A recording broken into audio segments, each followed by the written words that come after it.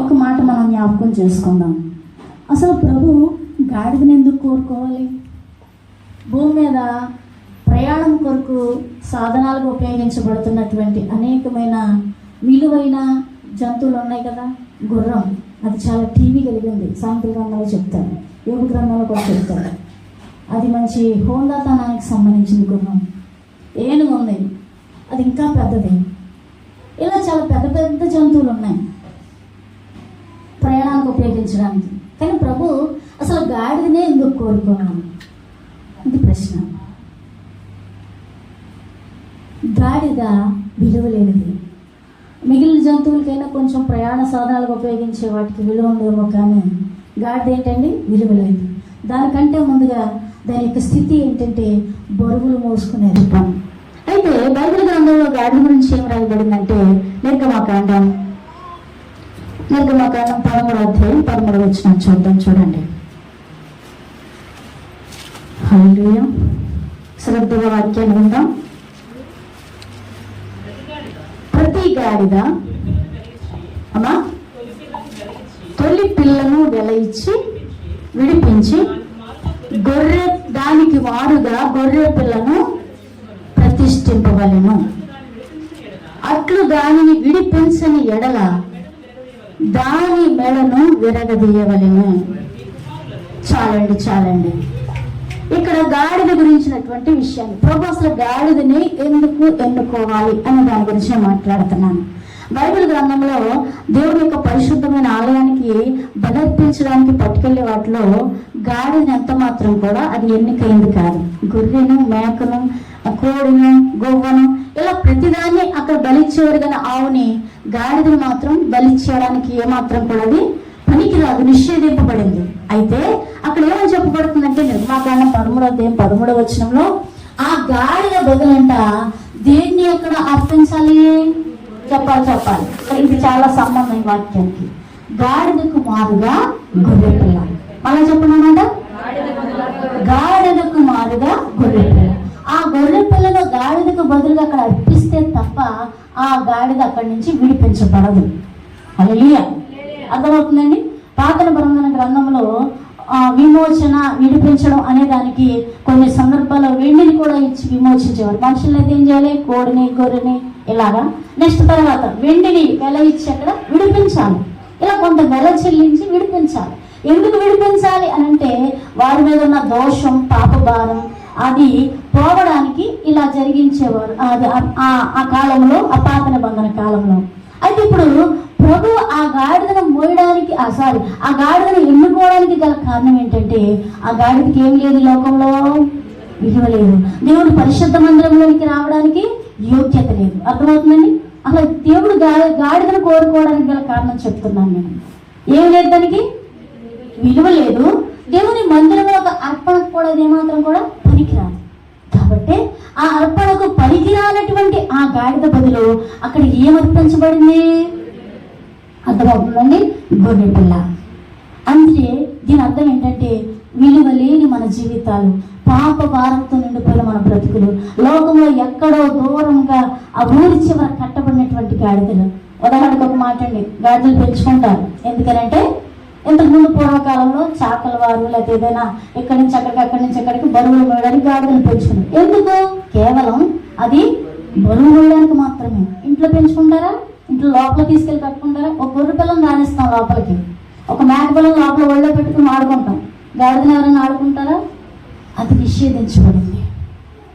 మన జీవితాలు కూడా ఈ లోకంలో పాపము చేత, పాప భారము చేత నిండిపోయినటువంటి మన పరిస్థితులను విడిపించడానికి ప్రభువు గాడిదను కోరుకున్నాడు. హల్లెలూయా. ఆ గాడిద స్థానంలో నీవు, నేను, మనందరం. అర్థమవుతుందండి? ఎవరండి ఆ గాడిద స్థానంలో ఉండాల్సిన వాళ్ళు? ఎవరు? మనమే. ఉన్నామా లేదా? అంతకుముందు మన స్థితి ఏంటి? పాపంతో నిండిపోయిన మన బ్రతుకులు, లోకంలో ఎక్కడో పడిపోయిన మన జీవితాలు. కానీ ప్రభు ఏం చేశాడు? నిన్ను చూశాడు, కోరుకున్నాడు, ఆయన నిన్ను పిలిచాడు. హల్లెలూయా. హల్లెలూయా. స్కిట్ లో చూశారు. యేసయ్య ఏమన్నాడు? శిష్యులిద్దరిని పంపించి అక్కడ ఊరి చివర ఒక గాడిద ఉంటుంది, దాన్ని నా కోసం తీసుకురండి. ఎవరైనా అడిగితే ఏం కావాలన్నాడు ఆయన? ఏం చెప్పమన్నాడు? ప్రభు నాకు కావాలి, అంతే. ఎవరైనా అడ్డు చెప్పినట్టు ఉంది అక్కడ? ఎవరికి చెప్పలే. ప్రభువు కోరుకున్నాడు కాబట్టి ఇక్కడికి వచ్చి కూర్చున్నాం మనం. హల్లెలూయా. అర్థమవుతుందండి? ప్రభు కోరుకున్నాడు కాబట్టి వచ్చి కూర్చున్నాం, లేక మన అంతటి మనం వచ్చి కూర్చున్నామా? చెప్పాలి. ఎఫెసీయులకు రాసిన పత్రిక 2వ అధ్యాయం 5వ వచనం చూడండి ఒకసారి. 3వ వచనము 5వ వచనం మొత్తం ఆ 3 వచనాలు కూడా అలాగే ఉంటాయి. మీరు మీ పాపముల చేతను అపరాధముల చేతను చచ్చిన వారు ఉన్నప్పుడు ఆయన మిమ్మల్ని క్రీస్తుతో కూడా ఆయనను దేవుడు కరుణా సంపన్నుడైంది మనము మన అపరాధముల చేత చచ్చిన వారమై ఉండినప్పుడు సైతము మన ఎడల చూపిన తన ప్రేమ చేత మనల్ని క్రీస్తుతో కూడా బ్రతికించెను అంటూ కృప చేతనే మీరు రక్షించబడి ఉన్నారు అంటాడు 5వ వచనంలో. నేను ఆ మాట చదవమన్నాను. దేని చేత రక్షించబడ్డామండి మనం? కృప చేత. అందమాట చెప్పండి. కృప చేత నేను రక్షించబడ్డాను. ఒక మాట, మీరు మందిరానికి రావడానికి, బాప్తిసం పొందడానికి, రక్షణ బాప్తిసం అడుగు అనుకూలానికి రావడానికి పాస్టర్ గారికి ఏమైనా డబ్బులు ఇచ్చారా? బాండ్ ఏమైనా రాయించుకున్నారా? ఎవరైనా బలవంతం పెట్టి తీసుకొచ్చారా మందిరంలోకి? దేని చేత రక్షించబడ్డాం మనం? వినా దేని చేత రక్షించబడ్డాం మనం? కృప చేత. అర్థమవుతుందండి? ఇప్పుడు ఊరి బయట ఆ చివరెక్కడో పడి ఉన్న గాడిద దాని మీద ఏమొచ్చింది? ఏసైకి కనికరం వచ్చింది. ఎప్పుడైతే ఆయన కనికరం వచ్చిందో దాని మీదకి అది తీసుకురండి, నేను దానికి విలువని ఇవ్వాలనుకుంటున్నాను. తీసుకొచ్చారు శిష్యులు. ఆ గాడి మీదకి ఎక్కారు. ఏసయ్య వెంటనే ఆ గాడికి ఏమైపోయిందండి? విలువ వచ్చింది. గాడిని కింద నాడాలు ఇచ్చారా? వెంటనే ఆ చుట్టుపక్కల ఉన్న స్త్రీలు వారందరూ కూడా వారికి ఉన్నటువంటి విలువైన వస్త్రాలు తెచ్చి, కొంతమంది చెట్ల కొమ్మలు తెచ్చి ఆ మధ్యలో వేస్తూ, దారి కూడా వేస్తూ, ఆ దావీదు తనయ ఆ పాటలో ఉంటుంది, మంచి మాటలు ఉంటాయి అక్కడ. కరుణారసమయని నైనాలు సమతా మమతల సంకేతాలు. అసలు పదాలని నాకు చాలా ఇష్టం. కరుణతో నిండిపోయినటువంటి ఆయన కన్నులు,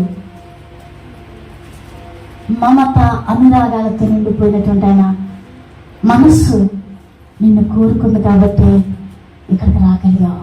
హల్లెలూయా. హల్లెలూయా. విలువలేని గాడిదకు విలువ ఇవ్వడానికి యేసుక్రీస్తు ప్రభువు వారు బయట కట్టబడిన గాడిదను ఊరి మధ్యలోనికి తీసుకొచ్చాడు. యెరూషలేము వీధుల్లోనికి తీసుకొచ్చాడు ఆయన. ఆ యెరూషలేము వీధుల్లోకి ఎప్పుడైతే ఆ గాడిద వచ్చిందో, యేసయ్య ఎప్పుడైతే ఆ గాడిద మీద కూర్చున్నాడో ఆ గాడిదకి ఏమొచ్చింది? విలువ వచ్చిందండి. ఎవరిని బట్టి విలువ వస్తుంది? వస్తుందండి? యేసయ్యను బట్టే మనిషికి విలువ. ఒకప్పుడు పడిపోయిన చెడిపోయిన మన జీవితాల్లో ఈ రోజున ఎంత విలువ ఉందంటే, ఒక ఎన్నికైన ప్రజలుగా మనం ఉన్నాము అంటే కేవలం క్రీస్తు మనలో ఉన్న కారణాన్ని బట్టి, క్రీస్తు మనల్ని కోరుకున్న కారణాన్ని బట్టి, క్రీస్తులోనికి మనం వచ్చాము కాబట్టి మన జీవితానికి విలువ వచ్చింది. హల్లెలూయా. హల్లెలూయా. అర్థమవుతుందండి? ఇక్కడ నిర్గమకాండంలో చెప్పిన మాట ఏంటంటే, గాడిద దేనికి పనికిరాదు? మందిరం లోపలికి రావడానికి పనికిరాదు. దానికి విలువ లేదు. అది ఎక్కడో బయట ఉండాల్సింది. ఒక శాపగ్రస్తమైంది. కానీ ఏం చేశారంటే దాన్ని మందిరం నుండి తీసుకురావడానికి దానికి బదులుగా గొర్రెపిల్ల. ఎవరా గొర్రెపిల్ల? ప్రభువైన క్రీస్తు. ఆ గాడిద నీవు నేను మనందరం అయితే దాని మీద కూర్చున్న యేసుక్రీస్తు ప్రభువు వారు ఆ గాడిదకు బదులుగా అక్కడ ప్రతిష్ఠించబడ్డానికి బలిగా అర్పించబడింది యేసయ్య. ఎందుకు ఆ గాడిద మీద ఆయన కూర్చున్నాడు అని అంటే గాడిదకి విలువడానికి. ఎందుకు ఆ గాడిదకు బదులుగా క్రీస్తు ప్రభుల వారు ఆ గొర్రె పిల్లని అక్కడ అర్పించారు అని అంటే ఆ గాడిద యొక్క పాపాన్ని, ఆ గాడిద యొక్క భారాన్ని గొర్రె పిల్ల భరించింది. అర్థమవుతుందండి? పాత నిబంధనలో గాడిదకు బదులు ఏం భరించింది? గొర్రె భరించింది. గొర్రె భరించాకే, ఆ బలి అర్పించబడ్డాకే గొర్రె ఆ గాడిద విడిపించబడింది.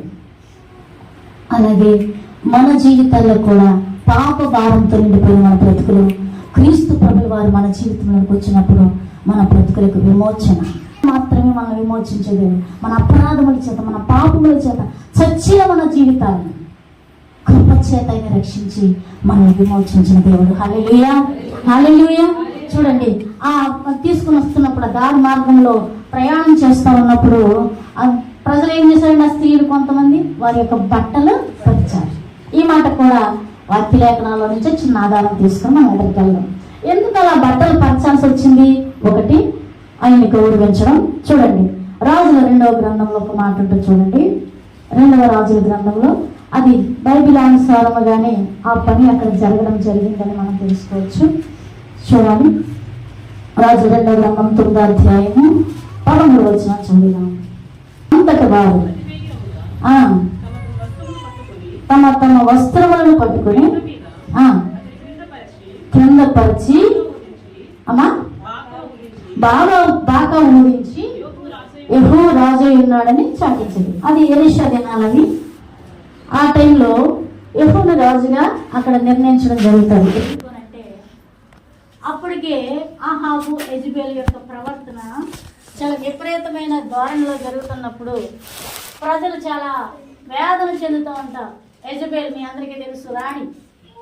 ఆమె తన దేవుని యొక్క ప్రజలను ఏ విధంగా హింసిస్తూ, దేవుని సేవకులను హతమారుస్తూ, ప్రవక్తలను చంపుతూ భయంకరమైనటువంటి ఆ పరిస్థితుల్లో ఉంటుండగా ఏం జరిగింది అంటే, ఆ టైంలో ఎలీషా ఆత్మలో ఆవేశం కలిగి నిమిషి కుమారుడైనటువంటి యెహూను తీసుకొచ్చి అక్కడ యెజెబెల్ యొక్క ఆటలను అణచడానికి, అర్థమవుతుందండి, యెజెబెల్ యొక్క ఆటలను అణచడానికి, ఆమె విపరీతమైన ధోరణి నుంచి ప్రజలను విముక్తి చేయడానికి యెహూ అనబడినటువంటి ఒక వ్యక్తిని, అతడేమి రాజవంశంలో పుట్టినోడేం కాదు, ఒక సామాన్యమైన వ్యక్తి, అయితే దేవుని ప్రజల పట్ల రోషము కలిగిన వ్యక్తి ఆ అబ్బాయి. అలాంటి యవనస్తుడు కుర్రోడైనటువంటి యెహూని తీసుకొచ్చి ఏం చేస్తాడంటే, ఎలీషా ఇదిగో నువ్వు ఇశ్రాయేల్ పక్షంగా నువ్వు యుద్ధం చేయాలి, ఇశ్రాయేల్ పక్షంగా నువ్వు పోరాడాలి. ఎందుకంటే యెజెబెల్ చాలా విపరీతంగా ఆమె ఇష్టానుసారంగా దేవుని ప్రజలను హింసిస్తూ ఉంది. కాబట్టి ఇశ్రాయేల్ ప్రజల పక్షంగా నువ్వు రాజు అవ్వని ఎలీషా తీసుకొచ్చి అక్కడ యెహూని రాజుగా నియమిస్తాడు. అప్పుడు నిమిషిని ఆ నిమిషి కుమారుడైన యెహూను రాజుగా ప్రకటించడానికి ఇష్టపడిన ఆ టైంలో ఆయన తీసుకొచ్చి ఆయన నడిపిస్తూ, ఒక గొర్రె మీద కూర్చోబెట్టి నడిపిస్తూ నడవడానికి ఆయన నడుస్తూ వెళ్తూ ఉన్నప్పుడు ఏం జరిగిందంటే, ఆ క్రింద ఏం చేశారండి, వాళ్ళు వస్త్రాలు పరిచారు. అది యూదుల యొక్క ఆచారం, అర్థమవుతుందండి. ఆ ప్రాంతాల్లో పాత నిబంధన కాలంలో ఒక రాజును రాజుగా ప్రకటించి ఊరేగిస్తున్నప్పుడు ఏం చేసేవారు అంటే, తమ వస్త్రాలను పరిచి ఆ రాజును రాజుగా ప్రకటించేవారు. అర్థమవుతుందండి. ఇప్పుడు ఇక్కడ యేసుక్రీస్తు ప్రభువు వారు ఆ గాడిద మీద కూర్చున్నప్పుడు ఆ కాలంలో ఆ ప్రజలు ఎందుకు వస్త్రాలు పరిచారు అంటే, ఇది వాక్య లేఖనాల యొక్క సారాంశము. ఆ యొక్క లేఖనాలు నెరవేర్పు కొరకు ఆ విధంగా అక్కడ జరిగింది. అర్థమవుతుందండి. అయితే ఇక్కడ ఆ వస్త్రాలను పరచడంలో ఇంకొక విషయం ఏంటంటే, వాక్యం చెప్తుంది కదా, మీ వస్త్రములను కాక మీ హృదయములను చింపుకోండి అంటాడు యోవేలు గ్రంథంలో. ఉపవాసం గురించి మాట్లాడుతుంది. ఏమంటాడు అక్కడ? మీ వస్త్రాలు కాదు, మీ హృదయాలు చింపుకోండి. ఏదైనా బాధ కలిగినప్పుడు, ఉపవాసం ఉన్నప్పుడు, పాత నిబంధన కాలంలో నేను మరలా చెప్తున్నాను, ఏం చేసేవారు? తమ వస్త్రాలు చింపుకొని, బూడిద వేసుకుని, గోని బట్ట కట్టుకుని, బూడిదలో కూర్చొని దేవునికి విజ్ఞాపన చేసేవారు. ఎందుకు చేసేవారు? అయ్యా మేము అపాయంలో పడిపోయాం, ఇక్కడ మేము చాలా ప్రమాదంలో చిక్కిపోయాం, యేసయ్య మమ్మల్ని కరుణించు అని దేవునికి వారి మీద కనికరము రావడం కొరకే ఏం చేసేవారండి? వాళ్ళు వస్త్రాలు చింపుకునేవారు, బూడిద వేసుకునేవారు, గోని బట్ట కట్టుకునేవారు, బూడిదలో కూర్చునేవారు. ఇది వారు తగ్గించుకోవడానికి, వారి జీవితాలను తగ్గింపుతో కూడినటువంటి విషయాలు తెలియచేయడానికి ఇలా జరిగేది. అర్థమవుతుందండి. ఎందుకు చేసేవారు? వారిని వారు తగ్గించుకోవడం, ఆ తగ్గింపు జీవితానికి వారిని వారు సమర్పించుకునడానికి అది ఆ సూచనగా కనబడుతోంది. ఒకటి, రాజులు వస్త్రాల మీద నడవడం, రాజులుగా అభిషేకించిన తర్వాత వస్త్రాల మీద నడవడం ఒక ఆనవాయితీ అయితే, రెండవది తమ వస్త్రాలు అంటే ఎలా అయితే పరిచారో అవి వస్త్రాలు కాదు కానీ వారి హృదయాలనే దేవుని ముందు పరిచారు. హల్లెలూయా, హల్లెలూయా అని అలా పరుస్తూనే అంటారు. కూడా వెళ్తున్నటువంటి బాగా సమకూర్చారు ఆ పదాలని ఆ పాటలో. కరుణారసమయ నీ నయనాలు సమతా మమతల సంకేతాలు. అంటే అంత కరుణతో నిండిపోయిన నీ నయనాలకి మేమేం, అసలు ఆయన గొప్పతనాన్ని పొగడడానికి ఏం చేయగలం? ఇదే ఉందయ్యా మా దగ్గర ఏమీ లేదని వారి జీవితాన్ని సమర్పించినట్లుగా ఆ వస్త్రాలను పరచడంలో ఒక అర్థాన్ని తెలియజేస్తా ఉంది. హల్లెలూయా. ఒకటి, కట్టబడి ఉన్న గాడిద విప్పబడింది. దాని మీదకి ఎవరు వచ్చారు? యేసయ్య వచ్చారు. ఇప్పుడు యేసయ్య వచ్చిన తర్వాత ఆ గాడిద నడవడానికి ఏం చేస్తున్నారు? వస్త్రాలు పరిచారు. ఈ వస్త్రాల మీద నడుస్తా నడుస్తా గాడిద అనుకుంటారు కదా, ఓహో అలా గాడి స్థితి ఎక్కడండి? ఎక్కడ తుప్పల్లో ఆ యొక్క ఏడారి ప్రాంతంలో నడిచేది. ఆ ముళ్ళు గుచ్చుకుంటాయి, రాళ్ళు గుచ్చుకుంటాయి, అలాంటి స్థితిలో అనుకుంటారు కదా, ఈయన ఎవరో నన్ను ఎందుకు కోరుకున్నాడు, బట్టల మీద నడుస్తున్నాను నేను అంత గొప్పదాన్ని అనుకుంటారు కదా. వారి వస్త్రాలు పరిచారన్న అర్థం ఏంటంటే వారి జీవితాన్ని యేసయ్యకు సమర్పించారు. హల్లెలూయా. మన జీవితాల్లో ఏ వ్యక్తి అయితే ఆ విధంగా హృదయం తెరిచి మన జీవితాన్ని ఆయనకు సమర్పిస్తే మన బ్రతుకులకి ఏమొస్తుందండి? ఘనత, గౌరవం. లాంటి మన బ్రతుకుకు గొర్రె పిల్లైన క్రీస్తు ద్వారా ఏమొచ్చిందండి? విమోచన. మన బ్రతుకుల్లో కట్టబడిపోయిన స్థితిలో నుంచి విడిపించబడ్డాం. దాని ద్వారా దేవుని యొక్క మహిమ కలిగిన నామం ద్వారా మన బ్రతుకులకి ఏమొచ్చింది? ఘనత, గౌరవం.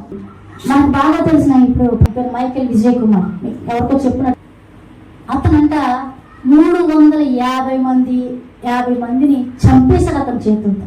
ఇప్పుడు తన భార్య మాత్రం చాలా ప్రార్థన పడ్డాడు, ఎల్ఎఫ్ చర్చి పెడుతుందని. ఒక రోజున మానసిక వ్యాధితో కృంగిపోతున్నాడు. ఏం చేసిందంటే కాళ్ళు పెట్టుకుని వేళ్ళు పెట్టుకుని బ్రతికలాడి తమ తీసుకెళ్ళి వీళ్ళ గార్డెన్లో వేశారు. అప్పుడు జోయి గారు వాక్యం చెప్తా ఉండగా అతనిలోకి మారు మనసు వచ్చింది. హల్లెలూయా. క్రీస్తు ప్రభుల వారు ఆయన ప్రార్థన చేయడం ప్రారంభించాడు. అయ్యో నా చేతులతో ఎంతమంది రక్తాన్ని నేను చిందించానని ఏడవడం మొదలెట్టాడు. ఎంతమందిని చంపేశాడండి ఆయన? పడవడమే, నరికేయడమే, అదే పని. అలాంటి వ్యక్తి వాక్యం ఎప్పుడైతే పట్టుకుందో, యేసయ్య ఎప్పుడైతే తన హృదయంలోకి వెళ్ళాడో, ఏడుస్తూ తన పాపి జీవితాన్ని అంతా ఒప్పుకొని బీలగార్డెన్లో మీటింగ్స్ అయిపోయాక 5 రోజులు జరిగితే అక్కడ ఎప్పుడు వస్తున్నారు, బయటకు వచ్చేసాడు. వచ్చేసి రక్షించబడి బాప్తిసం పొంది ఎవరినైతే చంపేశాడో, అర్థమవుతుందన్నమాట. ఎక్కడెక్కడైతే అతను హత్యలు చేశాడో, ఎవరెవరినైతే చంపేశాడో వాళ్ళందరి దగ్గరికి వెళ్ళి, నీ కొడుకుని చంపింది నేనేనమ్మా, నీ భర్తను చంపింది నేనే, అప్పుడు నాకు తెలియదు, ఇప్పుడు యేసయ్యని నమ్ముకున్నాను, నన్ను క్షమిస్తావా, లేకపోతే నీ ఇష్టం, నా మీద ఏ శిక్ష చేసినా నేను భరిస్తాను అని ఏడుస్తూ ఆ పాదాలు పట్టుకుని క్షమాపణ కోరుకున్నాడంట. ఎంతమందిని చంపాడు అంతమంది ఇంటికి వెళ్ళి ఏడ్చి తను చేసిన ప్రతి తప్పుదాన్ని బట్టి దేవుని సన్నిధిలో ఒప్పుకున్నాడు. ఆయన దగ్గర క్షమాపణ పొందాడు. ఈ రోజున పెద్ద సేవకుడు ఆయన. హల్లెలూయా. ఎవరండి మన దేవుడు? కట్టబడిన స్థితిలో, చెడిపోయిన స్థితిలో, నష్టపోతున్న స్థితిలో, పాతాళానికి దగ్గరైపోయిన స్థితిలో ఉన్న బ్రతుకుని విడిపించేవాడు మన దేవుడు. కానీ నాడు రక్షించబడ్డామని చెప్పుకుంటారు. మన జీవితాల్లో ఆ రక్షణ కాపాడుకోగలుగుతున్నామని, ఎంతో లోకంలో తుచ్చమైన బ్రతుకులు బ్రతికిన వాళ్ళు దేవుళ్ళలోకి వచ్చి నిలబడుతున్నారు. కానీ ఏ కష్టపడకుండానే, నువ్వు ఇబ్బంది పడకుండానే నిన్ను కృప చేత రక్షించాడు కదా ఆయన. ఏది నీ రక్షణ? ఎక్కడుంది? కట్టబడిన స్థితిలో ఆ గాడిని విడిపించాడు. ఆ గాడి ప్లేస్లో మనల్ని విడిపించాడు. నీలోనికి నాలోనికి వచ్చాడు. గొప్ప గౌరవాన్ని తెచ్చాడు. తెచ్చిన యేసయ్యకి ఏమిస్తున్నామా మన జీవితం ద్వారా? గాడిదకు వెల చెల్లిస్తేనే విలువ. ఆ వెల నువ్వు చెల్లించక్కర్లేకుండానే, నువ్వు కష్టపడక్కర్లేకుండానే తండ్రి అయిన దేవుడు యేసుక్రీస్తు ప్రభువు వారిని గొర్రెపిల్లగా ఈ లోకానికి పంపించి నీ కొరకు, నా కొరకు, మన కుమారుగా, స్టీవెన్ గారు మంచి పాట ఉంటుంది, నా కుమారుగా వధించబడిన దేవుని గొర్రెపిల్ల కాపాడతాడైన పాట. మన కుమారుగా, మనం చావాల్సిన దానికి మారుగా క్రీస్తు ప్రభువు వారు ఈ లోకానికి వచ్చి నీ కొరకు, నా కొరకు తన రక్తాన్ని చెల్లించి మనం పొందాల్సిన శిక్షకు బదులుగా ఆయన పొంది మనందరినీ విమోచించాడు. హల్లెలూయా. హల్లెలూయా. అర్థమవుతుందండి. కాబట్టి కట్టబడి ఉన్న స్థితిలో విడిపించబడ్డాం. ఆల్రెడీ జరిగిపోయింది. ఇది పండగ రూపంలో ఇవాళ మనం వాక్యాన్ని జ్ఞాపకం చేసుకుంటున్నాం. కానీ మన జీవితంలో ఆల్రెడీ ఆ కార్యాన్ని ఆయన జరిగించేశాడు. మరి జరిగించిన తర్వాత ఆయన నీలోనికి, నీ పైకి వచ్చిన తర్వాత నీలో నివసించడానికి నీ పైన ఆయన యొక్క స్పర్శను మీరు అనుభవిస్తూ బ్రతకగలుగుతున్నామా? క్రైస్తవులుగా ఉన్న మన జీవితాల్లో ఎంతమందిలో క్రీస్తున్నాడు చెప్పండి. బాప్తిసం పొందాం, ప్రతి వారం బలలో చేయబడుతున్నాం, క్రీస్తు పిల్లలని చెప్పుకుంటున్నాం. ధైర్యంగా చెప్పండి, నాలో క్రీస్తున్నాడని. ఆయన మనలో ఉంటే మన జీవితానికి విలువ. కట్టబడి ఉన్న గాడిదకు విలువను తెచ్చిన దేవుడు నీకు నాకు మనందరికీ విలువనివ్వడానికి ఈ లోకానికి వచ్చిన యేసయ్య. ఏమిస్తున్నారు యేసయ్యకి? ఏం అర్పిస్తున్నారు? ఆనాడు ప్రజలు తమ వస్త్రాలను అర్పించారు. అయ్యా ఈ గాడి కింద నడకూడదు, ఎందుకంటే పైన ఎవరున్నారు? యేసయ్య అన్నాడు. కాబట్టి ఈనాడు ప్రభు చెప్తున్నాడు, ఆ వస్త్రాలను కదా ఆయన కోరుకున్నది. నీ హృదయం అనే వస్త్రం, నీ మనస్సు అనే వస్త్రాన్ని పరచమని కోరుతున్నాడు. ఆయన నీలోనికి వస్తాడు, నీలో నడుస్తాడు, నీలో జీవిస్తాడు. ఆయన జీవించే దేవుడు, లివింగ్ గాడ్. ఆయన నిత్యము బ్రతుకుతున్న దేవుడు. ఆయన సజీవుడైన క్రీస్తుని కలిగిన మన జీవితాలు చచ్చిన స్థితిలో ఉండకూడదని ప్రభు ఈ పూట చెప్తా ఉన్నాడు.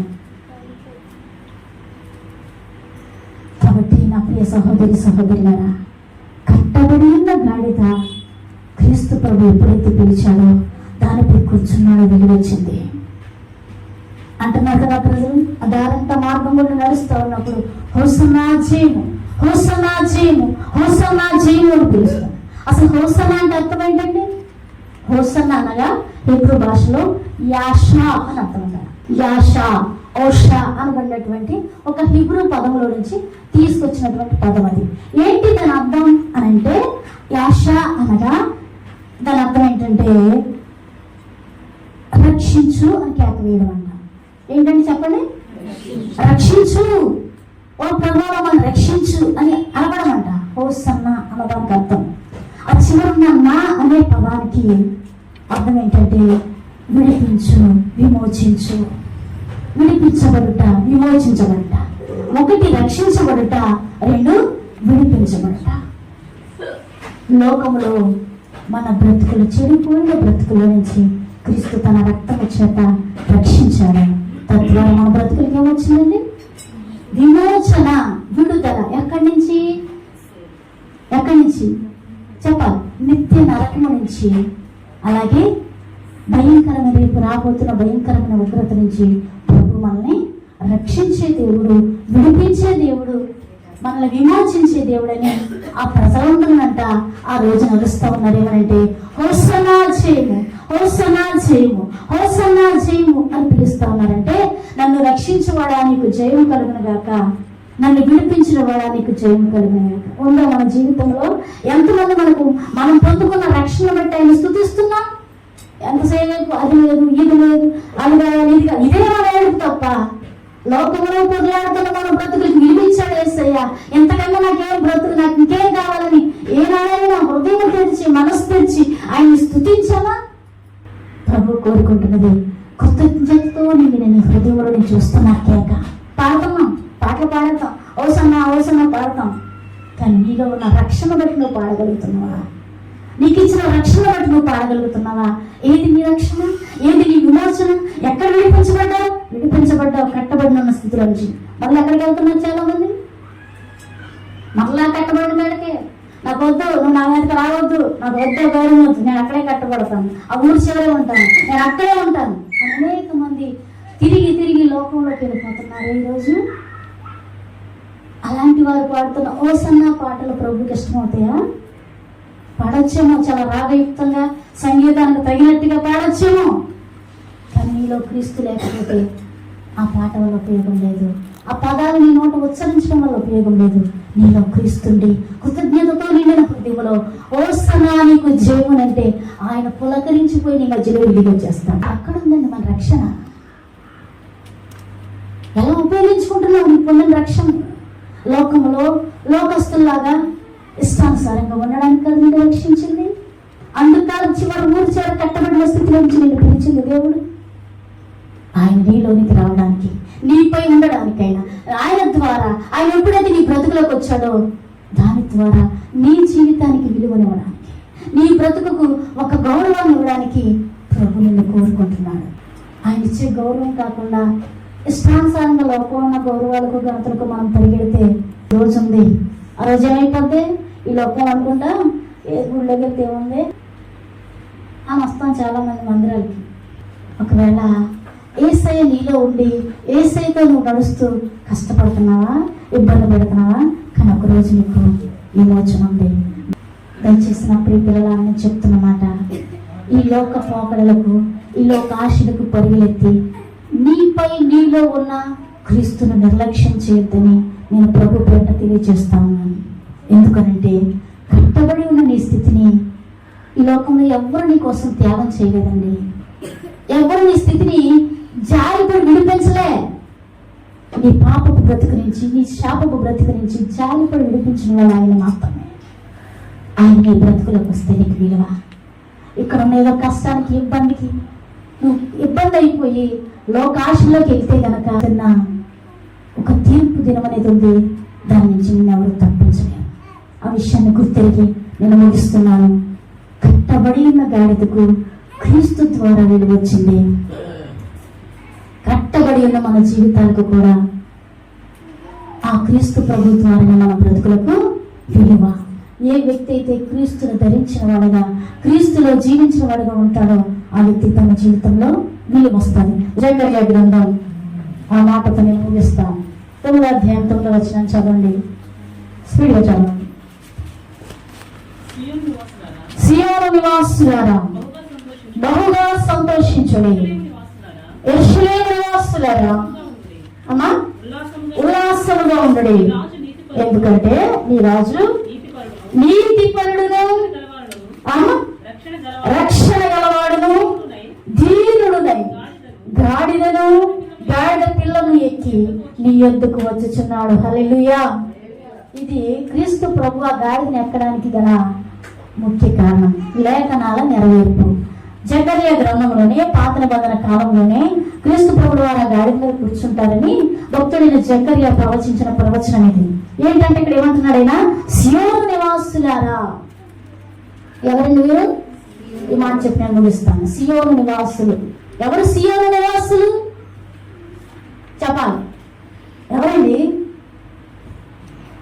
ఎవరు సియోను నివాసు? ఎవరైతే దేవుని మందిరంలో చేర్చబడతారో వారే సియోనులో నివసించేవారు. సియోను అనగా దేవుని మందిరం, దేవుని పట్టణం. హల్లెలూయా. ఏమంటున్నాడు ఇక్కడ? సియోను నివాసులారా బహుగా సంతోషించుడి. ఎందుకు సంతోషించాలి? చూడండి, యెరూషలేము నివాసులారా ఉల్లాసముగా ఉండుడి, ఎందుకంటే నీ రాజు. ఇక్కడ చూడండి, ఆ క్రీస్తు ప్రభువు వారి యొక్క గుణగణాల గురించి చెప్తా ఉన్నాడు అక్కడ. నీ రాజు నీతిపరుడును, ఎలాంటి వాడంట? నీతిపరుడు ఒకటి, రక్షణ గలవాడును దీనుడు. ఈయనండి మన దేవుడు. నీతిపరుడు, రక్షించేవాడు, దీనుడై. అంటే దీనుడు అన్న మాట ఇక్కడ ఎందుకు ఉపయోగించారు అంటే గాడిద ఎందుకు లేదు కదా. ఆ గాడిద రావాలంటే ఈయన రాజుకి లోకానికి వస్తూ అవుతుందండి. ఒక రాజు గాడిద కూర్చోగలడా? చెప్పండి, కూర్చోలేడు. ఒక ఉన్నతమైన స్థితిలో ఉన్న వ్యక్తి ఆ గాడి మీద కూర్చోలేడు. ఆ గాడి మీద కూర్చోవాలంటే ఏమవ్వాలైనా? ధీరుడైపోవాలి, తగ్గించుపడిపోవాలి, తను పూర్తిగా తగ్గించేసుకోవాలి. ఎక్కడ దాకానంటే ఆ కింద స్థాయి దాకా వచ్చేయాలి. ఆ నీతిపరుడై నిన్ను రక్షించే ఆ దేవుడు అంట ఆ గాడిని ఎక్కడం కోసం ఏం చేశాడైనా? తను తాను తగ్గించేస్తాడు. ఎవరైనా అసలు గాడి మీద కూర్చోవాల్సిన అవసరం ఏంటండి? సర్వలోకాలను సృజించిన దేవుడు కదా. ఆయన కేవలం నోటి మాటతో ఈ జంతువులన్నీ సృజించబడినాయి కదా. ఆయనకు గర్వం కోరుకోవచ్చు కదా, ఒక ఏడుగును కోరుకోవచ్చు కదా, ఇంకేదో ఉన్నతమైనటువంటి రహస్యాలను కోరుకోవచ్చు కదా ఆయన. కానీ తను తాను తగ్గించేసుకుని దీనుడై నీ కొరకు దిగి వచ్చిన దేవుడు, నీ కొరకు దిగి వచ్చిన దేవుడు. ఎలా దిగి వచ్చాడైనా? దీనుడై. అందుకే ఫిలిప్పీయులకు రాసిన పత్రికలో ఉంటది, ఆయన రిక్తుడై అని ఉంటది. ఎలా వచ్చాడైనా? రిక్తుడు అంటే అసలు ఏమీ లేనోడులాగా, ఇంకేమీ లేదు, ఖాళీ. ఎందుకు రావాల్సి వచ్చిందండి ఆయన? రిక్తులమైపోయిన మన బ్రతుకులో ఏమీ లేదు. మన బ్రతుకులో ఆయన శాంతిని, ఆయన సమాధానమును, ఆయన నిత్య రక్షణను మనందరికి అనుగ్రహించడానికి ఆ సర్వ సృష్టికర్త అయిన దేవుడు, సర్వలోకాలైన దేవుడు ధీరుడుగా ఈ లోకానికి రావాల్సి వచ్చింది. ఆ ధీరుడుగా వచ్చాడు కాబట్టి ఆ గొర్రె పిల్ల మీద కూర్చోగలిగాడు. హల్లెలూయా. అందుకు సియోను సంతోషించాలండి. ఈరోజు సియోన్లో కూర్చున్న వాళ్ళు ఎవరు? ఎవరండి? ఒక పాట ఉంటుంది, పాస్టర్ గారు చాలాసార్లు పాడతారు. ఎక్కడ? ఊరి బయట పూరి గుడిసెలో పడి ఉన్న మమ్ములను ఏం చేశాడంటే ఆయన మేడలో నిలబెట్టడానికి ఆయన ఎక్కడికి వెళ్ళాడండి? చెప్పాలి ఎక్కడికి వెళ్ళాడు ఆయన? పూరి గుడిసెలోకి. పూరి గుడిసె కూడా కాదు, అది పశువుల పాకలోకి వెళ్ళాడు ఆయన నీ స్థితిని మార్చడానికి. హల్లెలూయా. అలాంటి రక్షణకర్త అయిన దేవుడు నిన్ను రక్షించడానికి నీతిపరుడుగా రక్షకుడుగా ఉన్న దేవుడు దీనుడై నిద్రపోద్దామా. దీనుడై ఎక్కడికి వచ్చాడండి? చదవాలి మాట చదవండి. దీనుడై గాడిద పిల్లను ఎక్కి నీ యొద్దకు వచ్చుచున్నాడు. హల్లెలూయా, హల్లెలూయా. కాబట్టి ఆ దీనుడై నీలో ఈ లోకానికి నీ కొరకు నా కొరకు దిగి వచ్చిన దేవుడు. ఇలా చెప్పుకున్నాం, కట్టబడిన స్థితిలో విప్పబడి క్రీస్తు కూర్చోవడానికి అనుకూలంగా వచ్చినటువంటి గాడిద మన బ్రతుకులు. క్రీస్తు మనలో నివసించడానికి యోగ్యంగా దీనుడై నీ కొరకు దిగి వచ్చిన దేవునికి అనుకూలంగా నీ రక్షణ, నీ సాక్ష్యాన్ని నువ్వు కాపాడుకుంటూ నీ జీవితాన్ని ముందుకు కొనసాగించుకోవాలని నేను ప్రభు పేట మనవి చేస్తూ ఉన్నాను. ఏం చేయాలంటే మనం ఏం చేయాలి? ఆ గాడిదలమైన మన బ్రతుకులకి క్రీస్తు రావాలి. క్రీస్తు వచ్చి మనలో కూర్చున్నప్పుడు ఏమివ్వాలి? మనం హృదయాలను అర్పించాలి. చెప్పాలన్నమాట. ఏమివ్వాలి? మన హృదయాలను ఆయనకు అర్పిస్తూ మన హృదయపూర్వకంగా ఆయన సన్నిధిలో మనం ఆయన స్తుతిస్తూ ఆరాధిస్తూ ఉంటే కనుక అది నిజమైన ఆరాధన, అది క్రీస్తు అంగీకరించే ఆరాధన బట్టి ప్రభు సంతోషిస్తాడు. హల్లెలూయా, హల్లెలూయా. అప్పుడు నిజంగా మనం చెప్పాలి, హోసన్నా జయం.